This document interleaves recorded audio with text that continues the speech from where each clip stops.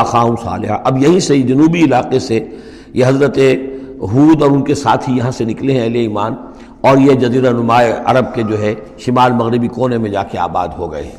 یہ ہجر کا علاقہ کہلاتا ہے اور یہ علاقہ سمود کا ہے۔ وہاں جا کر پھر ان میں ایک اور شخصیت زبردست سمود کوئی بڑے سردار ابھرے جن کے نام سے یہ قوم سمود مشہور ہو گئی۔ وَإِلَىٰ ثَمُودَ أَخَاهُمْ صَالِحًا، قوم سمود کی طرف ہم نے بھیجا ان کے بھائی صالح کو۔ قَالَ يَا قَوْمِ اعْبُدُوا اللَّهَ مَا لَكُم مِّنْ إِلَٰهٍ غَيْرُهُ، وہی بات انہوں نے کہی۔ اب میرا خیال ہے کہ ہر دفعہ ترجمہ نہ کروں۔ قَدْ جَاءَتْكُمْ بَيِّنَةٌ مِّن رَبِّكُمْ، تمہارے پاس تمہارے رب کی طرف سے ایک خاص نشانی آ گئی ہے، یعنی وہ جو اونٹنی کا معجزہ تھا۔ حضرت ہود کے بارے میں اور حضرت نوح کے بارے میں کسی معجزے کا ذکر قرآن میں نہیں ہے۔ معجزے کا ذکر سب سے پہلے حضرت صالح کے بارے میں آتا ہے۔ قد جاءتکم بینۃ من ربکم، تمہارے پاس تو ایک کھلی نشانی آ گئی تمہارے رب کی طرف سے۔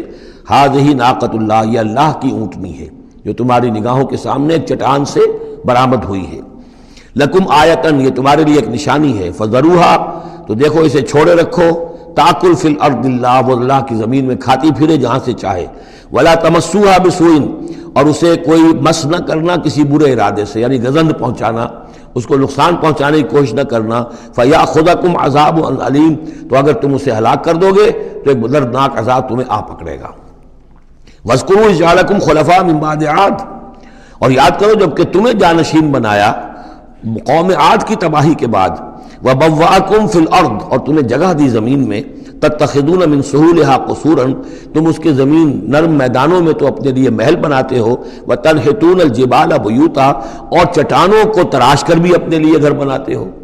میدانوں میں تعمیر کرتے تھے قصورا، قصر جو وہ محل بناتے تھے، ظاہر بات ہے ان کا تو اب کوئی نام و نشان نہیں ہے، وہ تو محل جو ہے کبھی کے کئی ہزار سال پرانی باتیں حضرت ابراہیم سے پہلے کی ہیں، لگ بھگ یوں سمجھیے کہ 6000 سال قبل کی بات ہے آج سے، اور 7000 سال قبل کی بات ہوگی قوم عاد کی، تقریباً اس لیے زمانہ بنتا ہے ان کا۔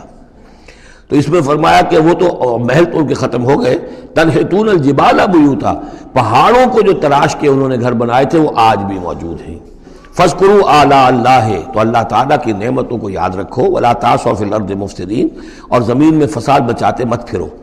قال الملأ الذین استکبروا من قومہ، کہا سرداروں نے اس کی قوم میں سے جنہوں نے استکبار کیا، متکبر تھے، تکبر کیا، للذین استضعفوا، ان لوگوں سے جو دبا لیے گئے تھے، غریب لوگ تھے، دبے ہوئے تھے، پسے ہوئے تھے، لمن آمن منہم، ان میں سے جو بھی ان میں سے ایمان لے آئے تھے ان غرباء میں سے۔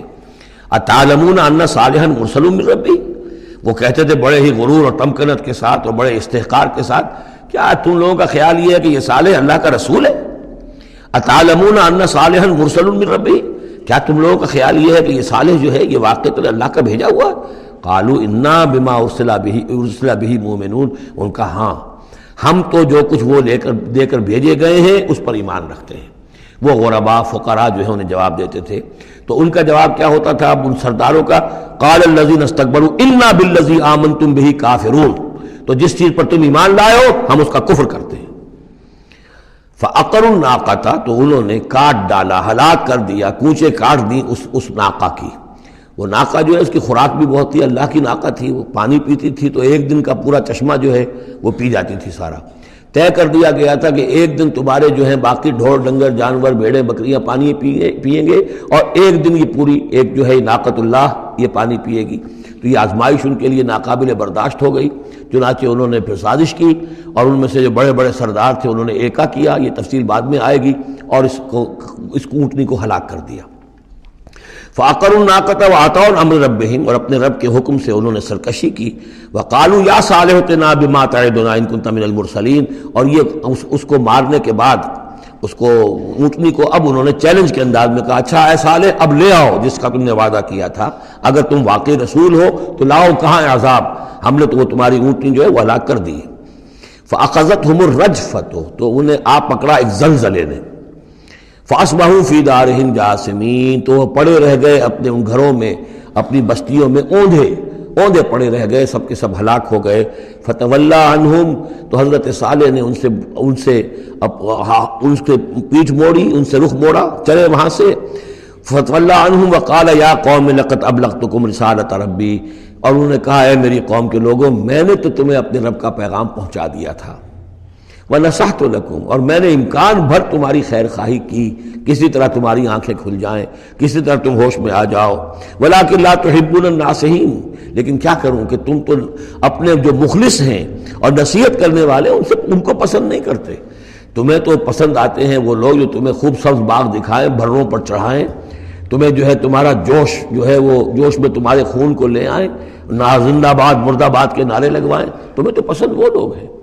وہ بات کہ کوئی شخص تم سے کوئی عقل کی بات کرے، سمجھ کی بات کرے، تمہاری خیر خواہی کی بات کرے، تمہیں پسند ہی نہیں۔ وَلُوطًا، اب یہاں نوٹ کیجئے یہ 3 رسول ہیں پری ابراہمک، حضرت نوح، حضرت ہود، حضرت صالح، پری ابراہم، حضرت ابراہیم علیہ السلام سے پہلے کے۔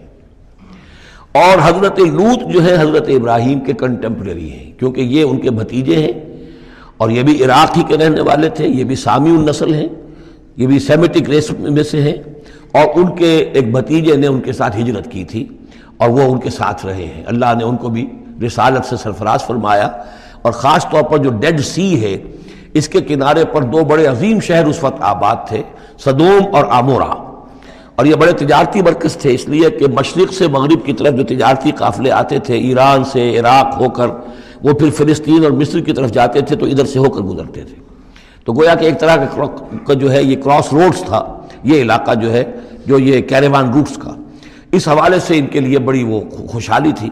لیکن یہ کہ اس قوم کے اندر یہاں جو قوم آباد تھی، حضرت لوط ان میں سے نہیں تھے، اس قوم میں سے نہیں تھے، وہ تو آئے تھے حضرت ابراہیم کے بھتیجے عراق کے رہنے والے، لیکن جو لوگ یہاں آباد تھے ان میں یہ خباثت پیدا ہو گئی تھی جسے سوڈومی کہا جاتا ہے، یعنی یہ کہ مردوں کا آپس میں جنسی اختلاط جو ہے اس کی وجہ سے یہ ہے کہ ان کے اوپر عذاب آیا ہے، تو یہ ان کی طرف بھیجے گئے ہیں حضرت لوط علیہ السلام۔ نوٹ یہ کرانا ہے کہ حضرت ابراہیم کا ذکر یہاں بیچ میں سے نہیں کیا گیا، اس کی وجہ کیا ہے؟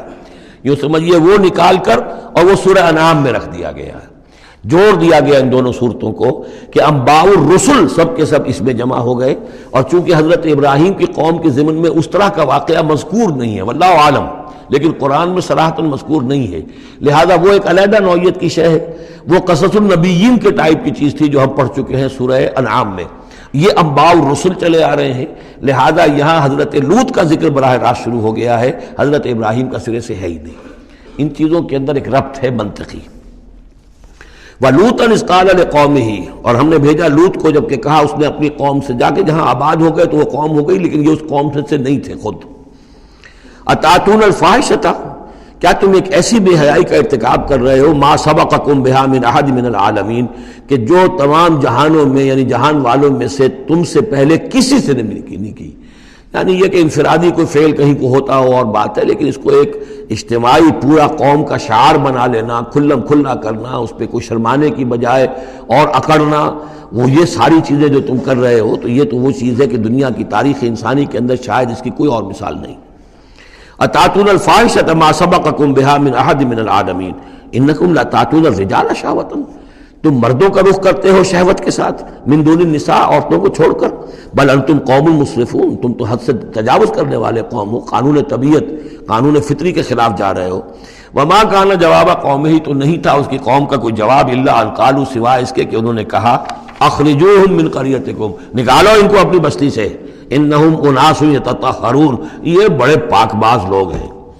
یعنی جواب تو کوئی نہیں تھا، کوئی دلیل نہیں تھی، کوئی عذر نہیں تھا، یا یہ کہ کوئی معذرت کرتے، کوئی شرماتے، انہوں نے الٹا کہا کہ یہ چونکہ لوط جو ہے یہ اب وہاں پر آباد تھے، ان کی بیٹیاں بھی تھیں، ان کی بیوی بھی تھی، لیکن بیوی جو ہے وہ اسی قوم میں سے تھی، وہیں جا کر کہیں شادی کی ہے، اور وہ اپنی قوم کے ساتھ ہی ملی رہی ہے، اسی لیے وہ جو عذاب جب آیا ہے ہلاکت کا تو وہ بھی ہلاک ہوئی ہے۔ یہ صرف اپنی بیٹیوں کو لے کر نکلے ہیں وہاں سے، لیکن انہوں نے کہا کہ یہ جو گھرانہ ہے یہ لوگ بڑے پاک باز بنتے ہیں، ہمیں کہہ رہے ہیں کہ ہم بہت برا کام کر رہے ہیں، گویا کہ یہ بہت بڑے پاک ہیں، صاف ہے، تو انہیں نکالو، ہم گندوں میں ان پاک صاف لوگوں کا کیا کام، اخرجوہم من قریتکم، نکالو انہیں اپنی بستی سے، انہم اناس یتطہرون، یہ تو بڑے نیک اور پاک باز لوگ بنے پھرتے ہیں۔ فانجیناہ واہلہ، تو ہم نے نجات دے دی اس کو اور اس کے گھر والوں کو، الا امرأتہ، سوائے اس کے بیوی کے، کانت من الغابرین، وہ ہو گئی رہنے والوں ہی میں، پیچھے رہنے والوں ہی میں، وامطرنا علیہم مطرا، اور ہم نے ان پر ایک بارش بھیجی، پتھراؤ ہوا ہے بہت سخت، اور پھر زلزلہ بھی آیا ہے، شہر الٹ گیا ہے، اور یہ شہر تقریباً معدوم ہو گئے پھر، اور یہ ڈیڈ سی کے اندر ان کے دفن ہیں سارے کے سارے آثار وغیرہ جو ہیں اس کے ساحل پر یہ تھے۔ فانظر کیف کان عاقبۃ المجرمین، تو دیکھو کیسا انجام ہوا مجرموں کا۔